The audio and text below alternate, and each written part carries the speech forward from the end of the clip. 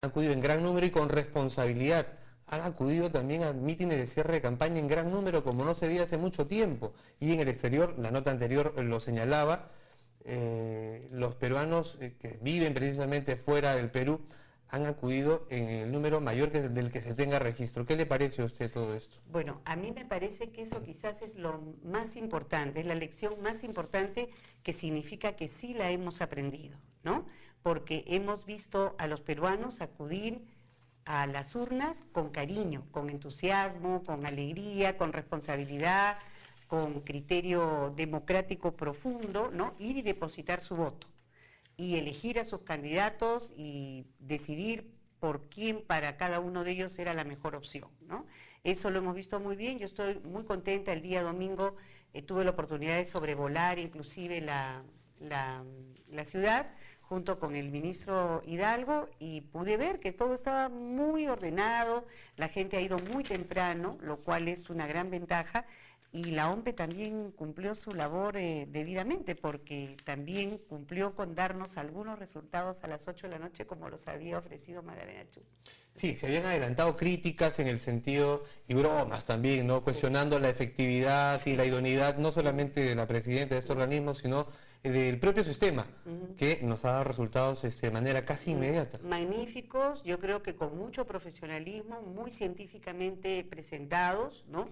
Evidentemente siempre los márgenes de evaluación son, en primer lugar, por poca cantidad, ¿no? Y conforme van pasando las horas se va aumentando la cantidad y se va viendo el panorama más completo. Hoy día ya tenemos un panorama mucho más definido, ¿no? Doctora, bueno, vamos cambiando de tema a de las elecciones.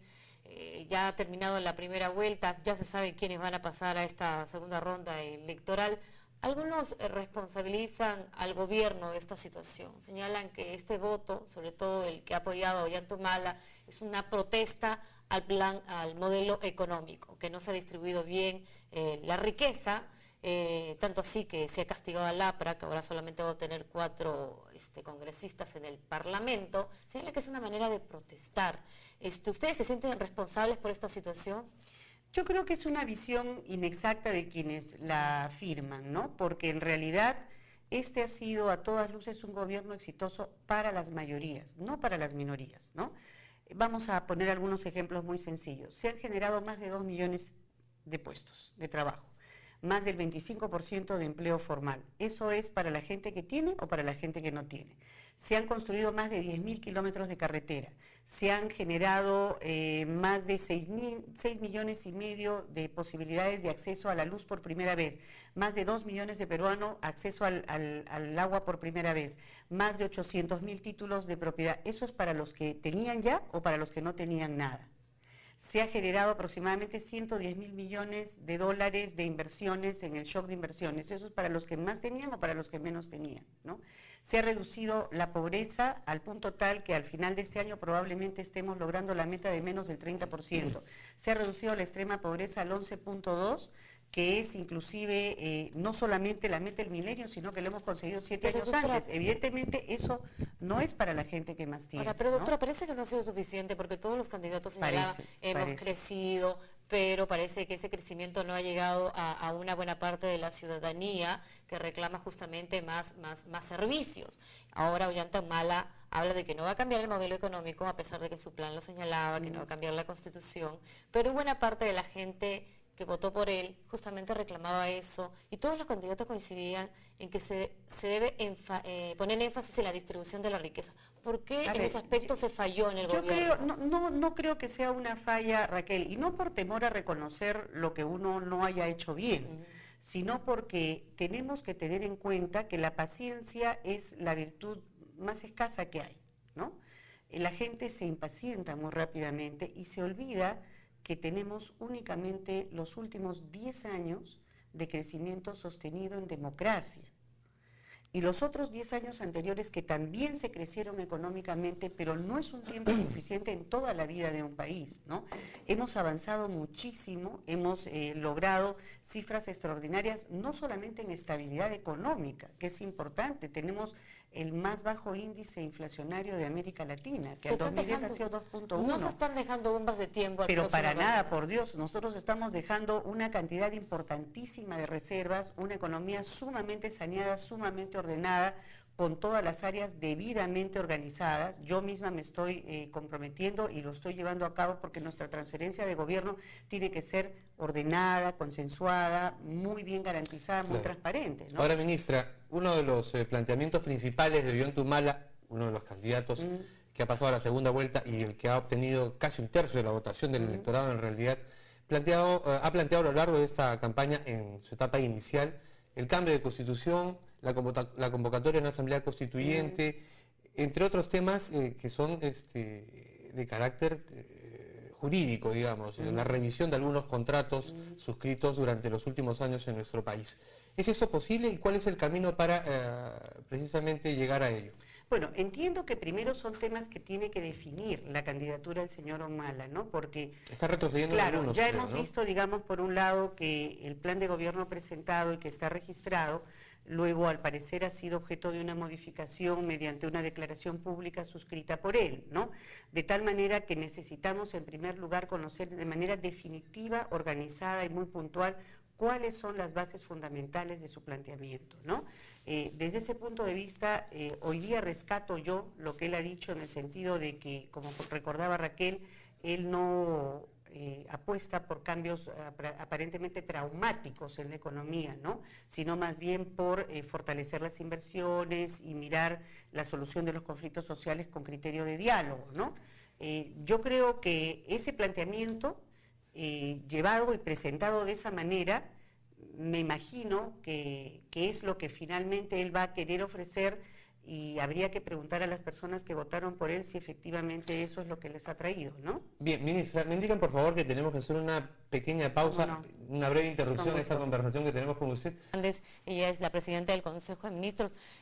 Doctora, si nos permite consultarle, hoy Ollanta Humala en RPP ha confirmado que en noviembre le ha solicitado al presidente de Chile a través de una carta que sus satisfacciones, o sea, que ofrezcan disculpas al Perú por el caso del espionaje y la entrega de armas a Ecuador durante la guerra del CENEPA. ¿Esto es posible? ¿Cuál es su opinión? Bueno, en primer lugar, las relaciones entre Estados son eso, relaciones entre Estados, entre países, entre autoridades oficialmente elegidas y en ejercicio de sus funciones y no entre personas, ¿no? Bueno, en realidad el señor Humala tiene el derecho, evidentemente, de tener sus propias iniciativas, ¿no?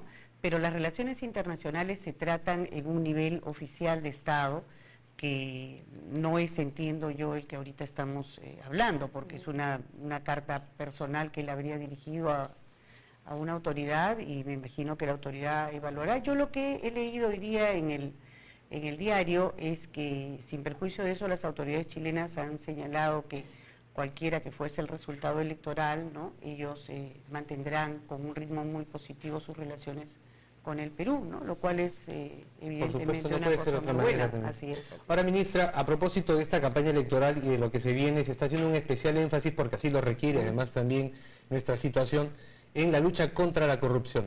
Y esto está ligado directamente al tema de justicia y la Así es, administración de así justicia. es. ¿Cuál es el panorama actual y cuáles son las tareas pendientes? ¿Qué le deja esta administración, este gobierno al próximo en materia de administración de justicia y de lucha contra la corrupción?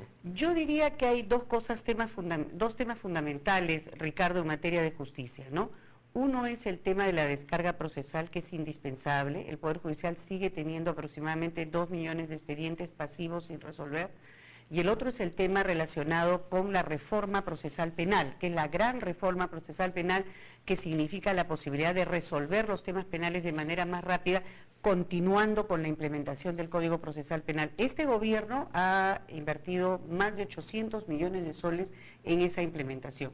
A la fecha lo tenemos ya vigente en 16 distritos judiciales, incluyendo el área de corrupción, de tal manera que hemos hecho un gran esfuerzo y creo que el siguiente gobierno tiene que seguir haciéndolo, tiene que esforzarse mucho más en ese tema. Ahora, ministra, Y la mejor manera de combatir la corrupción es castigando ejemplarmente a los corruptos. Ahora, ministra, con respecto al manejo de los penales, durante los últimos tiempos, en los últimos años se ha visto que todavía hay irregularidades al interior de las cárceles, que los delincuentes no la pasan tan mal, tienen una serie de libertades, aunque pese a los operativos que están haciendo y se han requisado celulares, bueno, todavía tienen facilidades para poder planear los secuestros desde las cárceles. Ollantumala, por ejemplo, ha propuesto que en un eventual gobierno suyo, él va a hacer que los reos, los reclusos, trabajen por el alimento que reciben.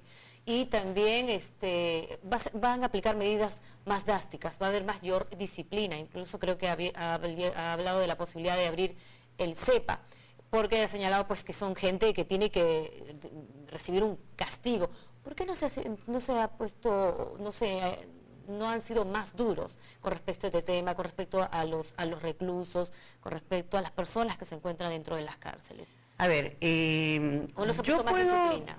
Yo puedo hablar con experiencia del tema en el sentido de que tengo la cartera de justicia durante el 2007, el 2008, parte del 2009, parte del 2010 y a la fecha que la retengo junto con la presidencia del Consejo de Ministros, ¿no? Nosotros tenemos a la fecha, Raquel, aproximadamente 46.300 internos a nivel nacional, ¿no? Son 68 penales. Este gobierno es el que más ha invertido en infraestructura penitenciaria. Hemos hecho la construcción aproximadamente de 11.000 plazas adicionales, ¿no?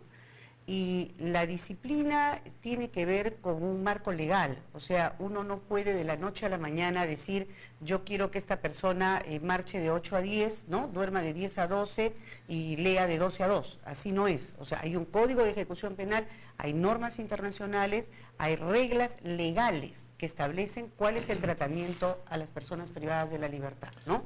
Y eso hay que respetarlo sin que eso signifique indisciplina de ninguna manera. Lo que pasa es que muchas veces lo único que se ve es eso, pero no se ve lo que se llama tratamiento penitenciario. Por ejemplo, sería bonito que ustedes supieran que hoy en el país, en cada penal hay un coro, y la gente compite, y la gente trabaja. En Lurigancho hay 3.000 presos que solamente trabajan y tienen 3.000 vipes. Eso no se sabe, eso es realmente una reeducación. Lo otro puede ser que sea una cuestión marcial, pero no necesariamente una reeducación. Ministra, para concluir, una opinión suya sobre esta iniciativa que se ha planteado desde los candidatos al Congreso, así como también los congresistas que han logrado también la reelección, el tema de la inmunidad parlamentaria y la eliminación de esta figura. ¿Qué opina usted? Mire, yo creo que la inmunidad parlamentaria es una figura que acompaña desde muy antigua a la institución congresal, ¿no? Y el problema es el tratamiento indebido o el mal uso que se ha dado a la misma, desde hacerla extensiva a delitos anteriores a acceder, ¿no? Hasta cuando se está en el cargo, manipular de una manera indebida para evitar efectivamente que se materialice, ¿no? Y en eso creo que hay una tarea pendiente, sobre todo de los propios legisladores. Ellos son los únicos que pueden dar el mejor ejemplo de que si la inmunidad parlamentaria es una institución consustancial a la situación congresal, debe ser utilizada de manera excepcional. En todo caso, merece una regulación, una revisión. Y con carácter restrictivo, ¿no? De tal manera que sea verdaderamente respetada. Muy bien, muchísimas gracias. La ministra de Justicia de nuestro país y presidenta del Consejo de Ministros, Rosario Fernández. De esta manera, a las 4:44 nosotros concluimos nuestro bloque electoral.